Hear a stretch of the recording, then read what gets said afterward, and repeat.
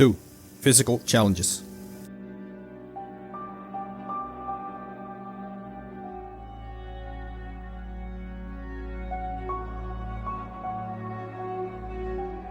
Space is vast and full of complex and little understood phenomena.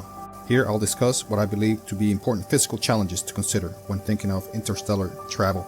There is 1. Unfathomable distance between star systems. 2. The all-around damaging, ionizing cosmic radiation. 3. The debilitating lack of gravity on the vast space between celestial bodies. 4. The inhospitable temperatures of most of the expanse of space. 5. The fluid boiling vacuum of space. 6. The ever-present danger of explosive collisions with heavenly bodies. And of course, 7.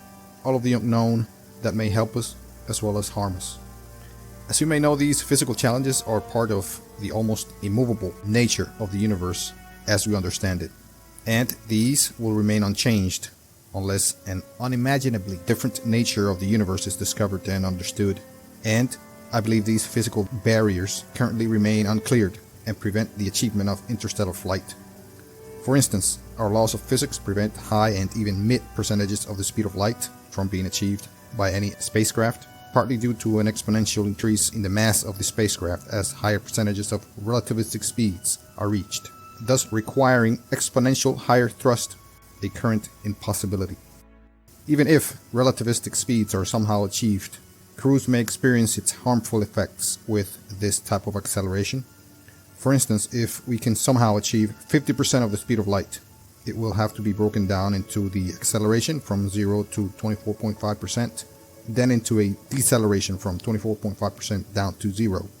And human biology may not deal well with the effects of these massive changes in speed, not to say anything about the complications in mission design that these would present.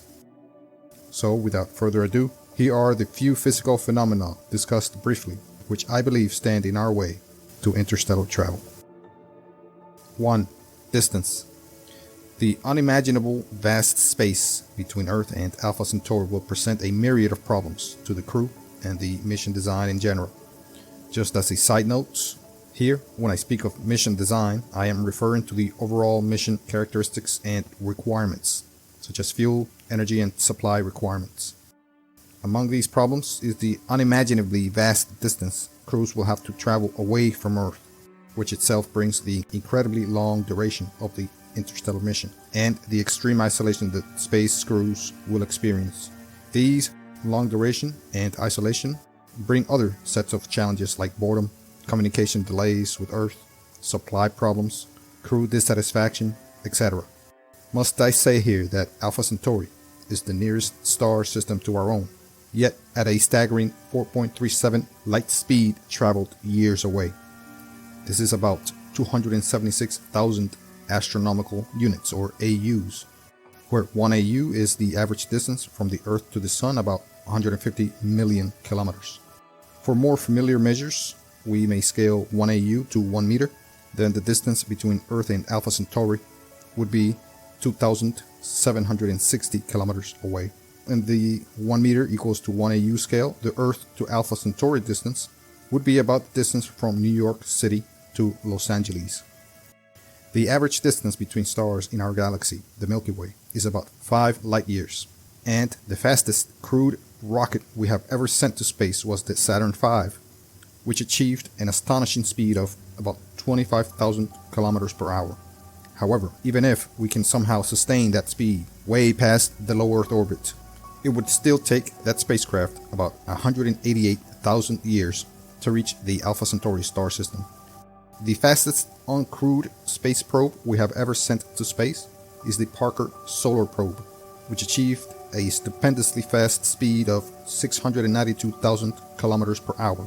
But even at this mind-boggling speed, it would take 72,000 years to reach Alpha Centauri. To reach Alpha Centauri in a reasonable time, say 22 years, spacecraft would need to reach and maintain about 20% of the speed of light, that is about 0.2 c. However, traveling at 0.2 c poses unknown and unsettling consequences for the spacecraft and its precious human crew. Not to mention the real dangers posed by the concentrated space radiation and the high risk of explosive collisions with interstellar particles. At this speed, 0.2 C, even individual atoms and tiny dust particles can cause substantial damage to a spacecraft. At the bare minimum, the energy deposited by these micro collisions can lead to local craft heating and some structural damage. At worst, it may cause complete and utter spacecraft evaporation.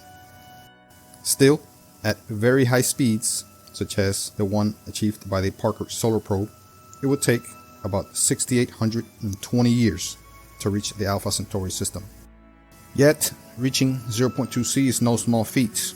That is 1,079,251,200 kilometers per hour, or about 1,560 times faster than the speed of our fastest space probe yet. And counting on soon-to-come breakthroughs with spacecraft propulsion just won't do it if we're serious about interstellar treks.